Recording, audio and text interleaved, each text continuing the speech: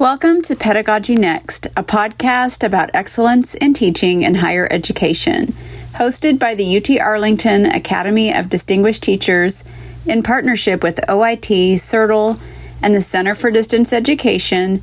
This storytelling-focused podcast highlights diverse voices of educators and others who support learning excellence at UT Arlington. This is Dr. Peggy Semingson of the Academy of Distinguished Teachers. For our podcast today, episode 5, we are talking to Howard Prince in the Office of Information Technology. Howard is currently Director of OIT Web Publishing and Development, where he is responsible for managing and coordinating the design, development, integration, testing, and maintenance of web pages, media publishing, application customization, and software development services to support the university. He shares with us what he does, what his team does, and how faculty can leverage key web publishing resources for teaching. Howard is an innovation leader, and according to his LinkedIn profile, I've found that I excel in roles where I'm able to help people, to provide them information and understand how they communicate, and to support them in their roles or workplaces.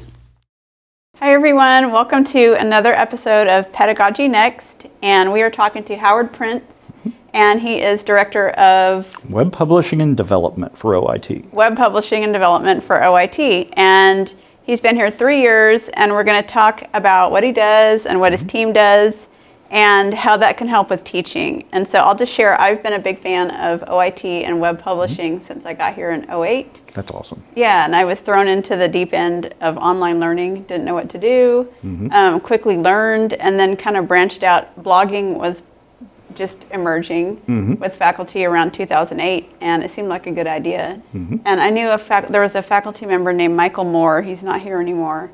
He was an administrator, and he ran his class on a blog. And in 2008, Nice. That was like cutting edge. And so I went to I invited myself over and said, how do you run your class on a blog? And he showed me, and it inspired me. And I made blogging the cornerstone of some of my teaching awards.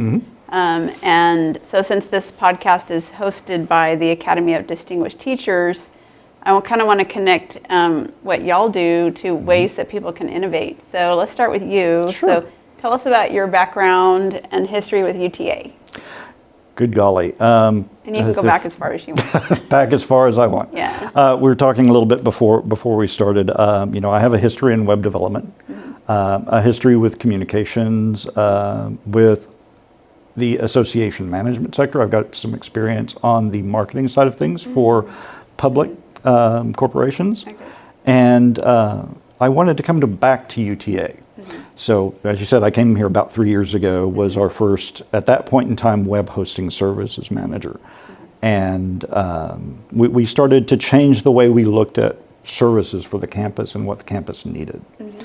But before that, I was actually on campus as a student. Cool. I actually graduated from UTA. I was mascot for 2 years. Oh, wow. Which was an awesome and an interesting ride at that point in time.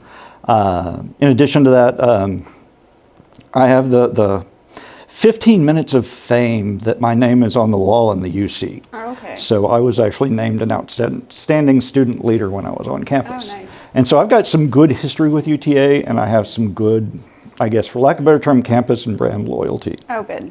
Perfect. Okay, good. And then tell us about your role in web publishing and kind of the services you guys do. Sure. So from our standpoint, I manage 3 teams. One of our teams takes care of our platforms that require development. So that would be like our ServiceNow ticketing system or our perceptive content system that actually scans transcripts into the student information database. So we've got a team that's dedicated just to those resources. We've got a development team that does some custom app development. The good example is the weather app that we created for the planetarium. Oh, okay. There's a weather station on top of the planetarium that feeds information via RF to a receiver that then gets translated into a dashboard on the planetarium website. So you can actually go out and see what the temperature is outside, what the wind speed is, those types of things. So we've got some custom application development going in that realm.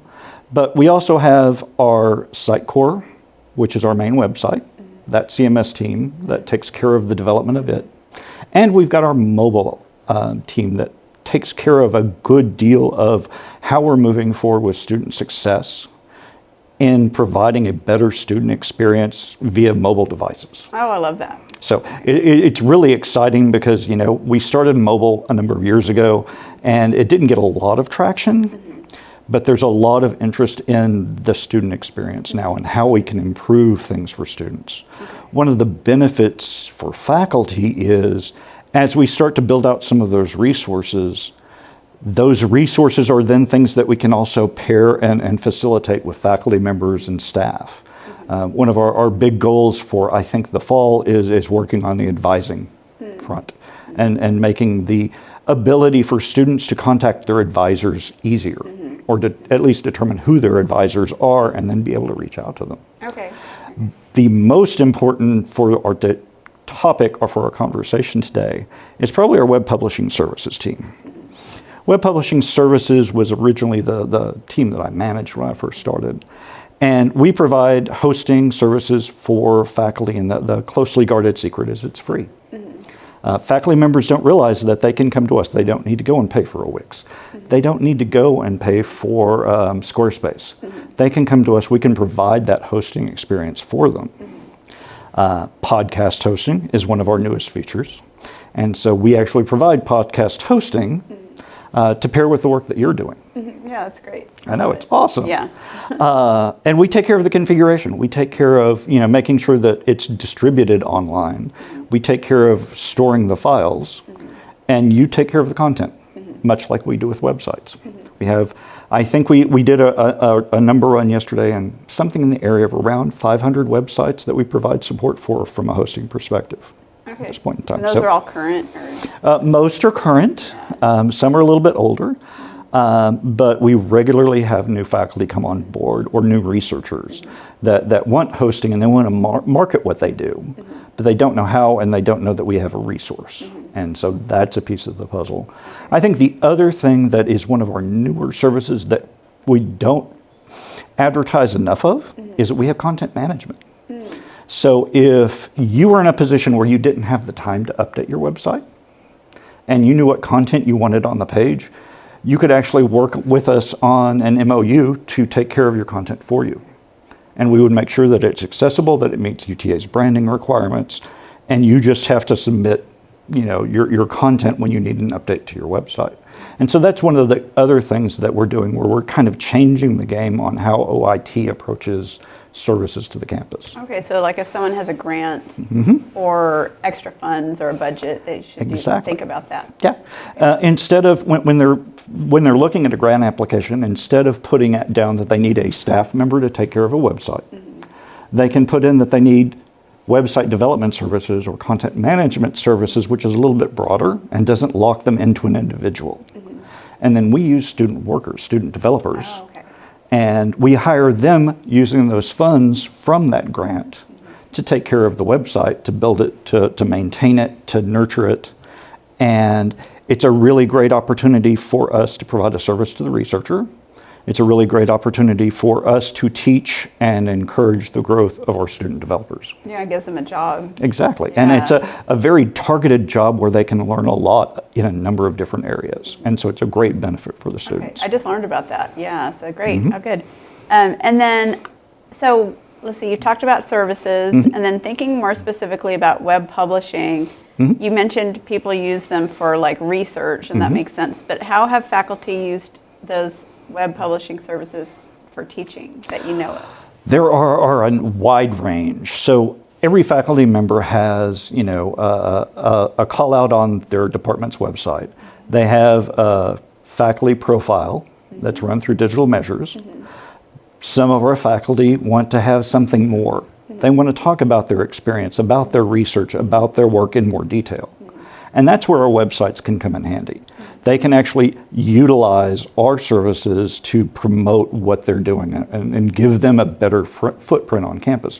One of the nice parts about it is we can actually provide a UTA subdomain. So, the good example of which would be like we just did one this morning for Lee Group one of the faculty members in the College of Science, who wanted to have that extra something, and so he's got legroup.uta.edu as a domain that he can use.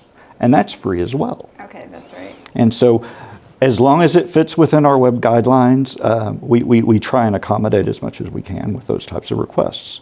So that's one of the ways that a faculty member might use the services. If they're having an event or a conference, it's a great way to promote an event or a conference. Podcasting. We work with you on the podcast for this podcast series. It's really helpful. And so it's a great way to advertise and get the name out and get the word out about these types of services. In addition to those, I think that the other piece of the puzzle, we have a few faculty members that are actually using it for teaching, much like you talked about when we first came in the room. In that, they'll keep more detail about their syllabi. On that website, they'll keep more information, more resources, more links than they could normally put, say, in digital measures. And so that's really a big benefit to them being able to use our services, is that it expands their use of the things that they're doing for the university, I guess. Yeah, like you can put multimedia in it and things like that. Multimedia, you've got links to different websites that may or may not be something that you would link to through a profile. You get a lot more opportunity to expand your content and bring your message, your teaching to the public. Yeah, I had my students blog, and then I did cross-course blogging where I had master students online mentor undergrads, and I made that the cornerstone of my Regents Award. And so tried to do that kind of expansive thinking about students on communicating online. So have you seen any like student blogging or? We have a separate service for students. Okay. It's called uta.cloud. It's specifically tied to academic technology, so it's a resource that flows through specific instructors, CSE, communication technology. Those instructors direct their students to that as a resource. Okay. It's not, we can't provide a service for, 40,000 students, but we can provide a resource for those students in those classes. And so that's a resource that we can provide. Okay. Is that the domain of one's own project? Or that's the domain of one's own. That was the original name. That was the branding from it. That. Okay. Okay, good. I'll keep that in mind. No problem. And then what advice do you have for faculty about getting started with these resources and being better prepared how to use them? Know what you want to do. Have a good concept. Know that we're not responsible for the content. That's where you come in as a professional. You have that responsibility. You have that understanding of what you want to do. And then set up a call and talk with our web publishing services team. They will set up a scope call with you. They will talk about what your needs are. They'll determine what the best platform is for you. And that's the best way to do it, is to have an idea of what you want first. And then reach out to web publishing services and let them walk you through the process of hosting. Okay, and then I've always been told with technology and teaching to not let the technology drive it, let the pedagogy drive everything. So I think that's important for faculty too, not to get caught up in shiny objects or using it for its own sake, or to check the innovation box. Right. Yeah. That's exactly right. I am a big proponent of generations in technology. I used to do quite a bit of speaking in the association management area on that. And the tolerance for the bells and whistles becomes much less as you move forward through the generations. The younger generations recognize bells and whistles for bells and whistles, and it kind of tunes them out. Whereas the older generations want to use what's new and what's shiny, and I think that's what's going to connect. It's really that content, the connection between communications, technology, and design that really drives forward that engagement that we have with students. I think so too, and I've also found my students want a one-stop shop with the class. They don't want to log into separate things, so as much integration as people can do is really good. That's exactly right. And that's actually something, we talked a little bit about the mobile app. Yeah. That's something that they're looking at in the mobile app so that there aren't multiple logins. We talked about the benefit to faculty and staff. If you're familiar with the MyMav login page, mymav.uta.edu, that's going to evolve over time.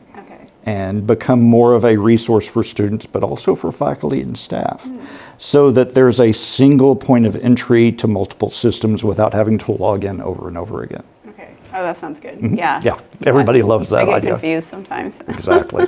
I love the mobile. I think younger people prefer that. So I'm excited to hear more. And then regarding podcasting, how can faculty be better prepared to engage with podcasting, or what can you tell us about that? I guess know that web publishing is a resource, and know that the Center for Distance Education, the people who are helping us today, are great resources in that regard. I think that it can be very challenging if you don't understand the technology. And we provide the consultancy, the advisors, to help walk you through the process. And so, again, I'm gonna fall back on, have a conversation with web publishing. Let them guide you through the process. Let them tell you what you need and what you can provide to make things easier in the process. And then they'll connect the dots with the different departments. Yeah, I've talked to faculty who want to do a podcast, but they're kind of intimidated by it, or they don't have time. But I feel like intuitively that students would like that kind of format because a lot of our students commute. And I've heard students say, I listen to podcasts while I'm commuting. And so it seems the perfect way to listen and not have to read or watch something while they're driving. So listening seems ideal, or while they're doing the dishes. And frankly, that gets back to generations and technology. Because when we look at younger generations, they have grown up using devices. Something that I didn't have that opportunity when I was coming up. But they've grown up and their minds function differently and they process information differently. And being able to provide information to them in new and different ways is important.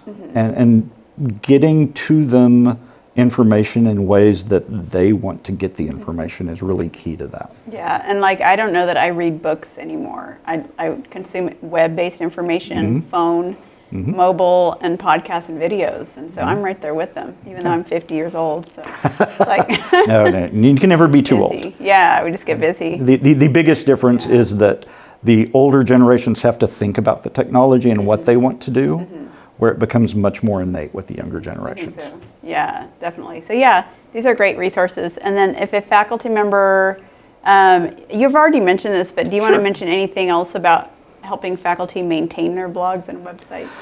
As far as maintaining, have a plan to continue maintenance. We talked about the ways that a faculty member can use our resources.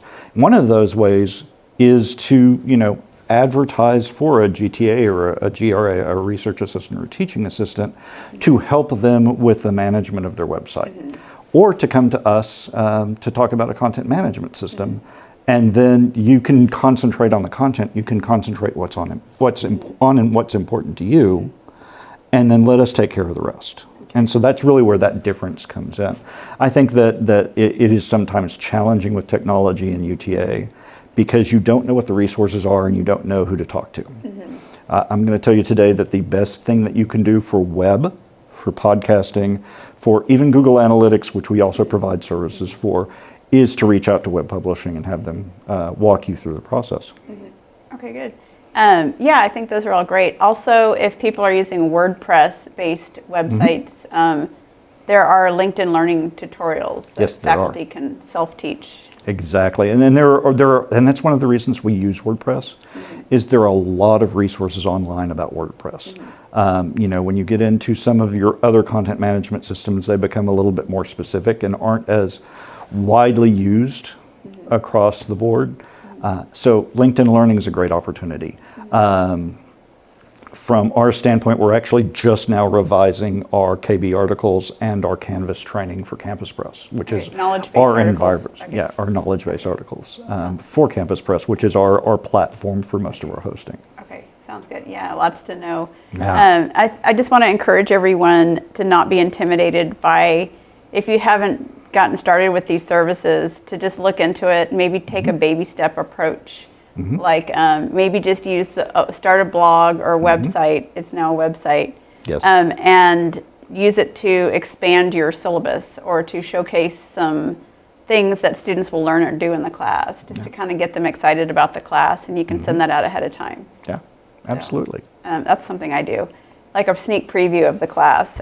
So good. And then what's new? We're almost done, but what's new or coming up on the horizon with OIT web publishing? With OIT in general, AI is a large focus.